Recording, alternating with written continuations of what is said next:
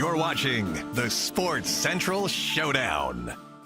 Welcome to the Sports Central Showdown, where we're debating the hottest topics in sports. I'm Metzker, your host, and we've got a doozy, very timely one today because we've got an exciting summer of sports here in the United States. We got to ask the question, what is the best sports city in America?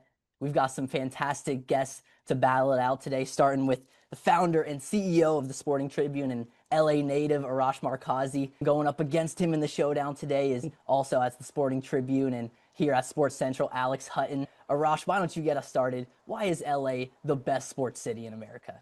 By the way, it's not just America. Los Angeles is the best sports city in the world because if you were to say, what are the biggest sporting events in the world? And it's generally every 4 years, right? And it's the World Cup and it's the Olympics. And, primarily, generally, the Summer Olympics. So over the next 2 years, we're hosting the World Cup. And again, the World Cup is unique because it's the entire country. And in this situation, it is 3 different countries. But we're hosting some of the biggest matches, the first Team USA match. So again, one of the primary hosts of the World Cup is Los Angeles. And then 2 years down the line, it is the home of the Summer Olympics and the Summer Paralympics. And so, I could bring up the Super Bowl. I could bring up the World Series, which the Dodgers basically are in every single year. But Graham, it's really about being the biggest, best sports city in the world. And again, yes, I am a homer. I probably would have said that regardless. But the facts back me up now. We got the World Cup, we got the Olympics, we got the Super Bowl, we got all these amazing events right here, right now.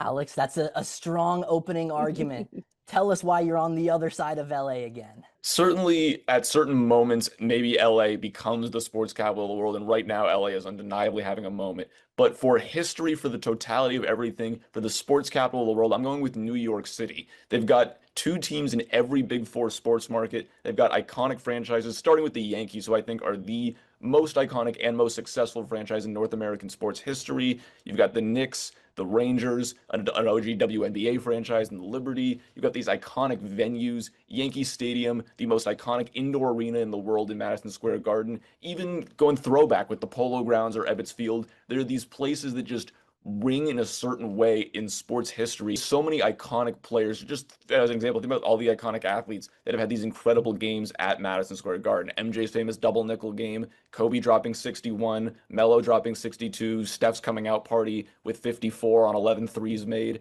The aesthetics of New York are so iconic. That interlocking NY logo is recognized around the world. You can go to any continent and see people wearing that and instantly knowing what it means. That is something on a level that I don't think a lot of other cities can argue for. And New York is also maybe one of the best places in the world to play sports. Think about how many basketball, pickup basketball parks there are, parks where you can go play baseball or football, and it's got cold weather too, so hockey becomes really easy to play. You got all this real accessibility that because of LA's urban sprawl, it's not the same way where New York, it's so easy to walk to a park and start playing sports. LA to me doesn't have that quite in the same way. One thing that I always go back to whenever the New York versus Los Angeles debate happens, and again, these are the 2 biggest cities in America. They are the only 2 cities that basically in every major professional sport, they have 2 NBA, 2 NHL, although with New York, they get 3. Where Los Angeles wins is college sports, college football in particular, where you got the Coliseum and you got the Rose Bowl and you got USC and you got UCLA. That is one thing, having lived in New York, is the one thing that I really miss. I mean, you could go out and drive to Penn State or to Rutgers or somewhere, but it is not in the city. So while New York is a fantastic sports town, I love the history of New York. Give me Los Angeles and give me the iconic venues that we do have. And again, we are hosting these big events now because we got SoFi Stadium, we got the Intuit Dome, we really have the best new stadiums. But even the old ones are not too bad. Arash, you mentioned college sports. That is certainly an area where LA has an advantage, but I would argue that New York has a bigger advantage when it comes to the NFL, the biggest sports league in North America. And LA didn't have the NFL for 20 years. In that time, the Giants won 2 Super Bowls. The Jets made 3 AFC championship games.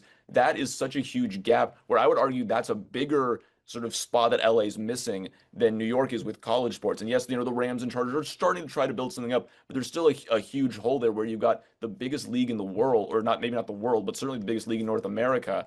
And LA is still trying to figure out how to make an imprint there. And it's something that they're missing.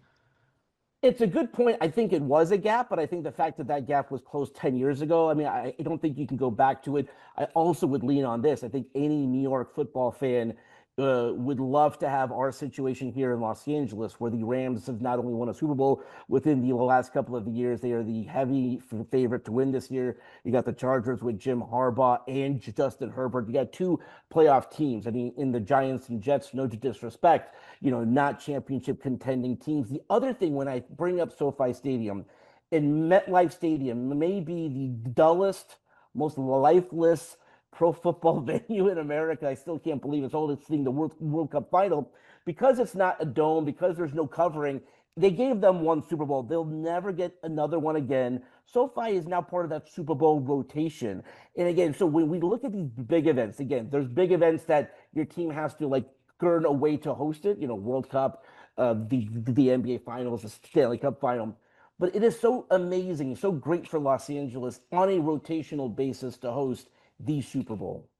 You know what I think of when I think of SoFi Stadium? I think of that sea of red that comes every time the 49ers visit. The 49ers fans take it over. Contrast to that with New York, who have some of the most passionate and intense fans in the world. Every time I go to a New York sporting event, there is a seriousness and an intensity to it that LA just can't match. I mean, you've got Knicks fans turning Jalen Brunson into a world-class superstar right now. That's hard to beat. Arash, you gotta admit, New York's having a moment right now. Oh, I will say this. The Knicks fan base is one of the best fan bases in all of sports around the world. And I say that because you talk about a franchise, and we're talking a lot about history here, that hasn't won a title, since 1973. That fan base, they live and die with every win. And so, Alex, you're 100% right. Again, what happens when you don't have a pro football franchise here, for example, for a generation? Again, you guys did not grow up with a team being here. When you don't have a team here for 21 years, you don't have that intense fan base. By the time the Rams came back, like anyone who was, your guys' age or whatever, they grew up as either a 49ers fan or a Packers fan or a Cowboys fan. You go down the list. Hard to change that. What the Rams have done a good job on, and the Chargers as well, they're building that next generation. So if, for example, if you're 10 years old, if you're 12 years old, not only are you probably like a Rams fan, like the Rams have been a pretty darn good team during the time that you can remember going to games or seeing the games on TV. So you're 100% right. This is a apathetic fan base. I will tell you what it does provide, and this is very important. In Los Angeles, you have to put out a competitive product to attract fans. So why do the Dodgers do what they do, and the Lakers and the Rams? If you don't put out a good product, we're not just going to show up. We're not going to sell out the arena. We're not going to sell out the stadium. The teams in this city know, for you to win over the fan base of Los Angeles, you have to be a competitive team. Let's put 24 seconds on the shot clock. Alex, we'll start with you. Let's hear those final arguments. You know what they say about New York? If you can make it there, you can make it anywhere. New York has a way of turning players and teams into icons, from the Brooklyn Dodgers to Jalen Brunson. Everything, when you combine all of it, from the fandom to the teams themselves to just kids going out and playing on the streets, nothing brings sports together the way that New York does. You have to earn your way in Los Angeles. Again, we have a ton of history. Just go outside of Crypto.com Arena, look at the statues out there of Kareem and Magic and Pat Riley and Shaq and Kobe. However, in Los Angeles, we don't just love you regardless just because you wear the logo. You have to earn it. It is a town where the only currency that matters is championships. If you win in Los Angeles, we will love you forever. LA versus New York. I could listen to you guys go back and forth all day. A big thank you to the founder and CEO of Sporting Tribune, Arash Markazi, for joining us, and Alex Hutton, the Sporting Tribune, Sports Central's finest. Let us know down in the comments what the best sports city in the world is. We're talking about the heavyweights of the world, not just the country. Thanks so much for watching the Sports Central Showdown. You're watching the Sports Central Showdown.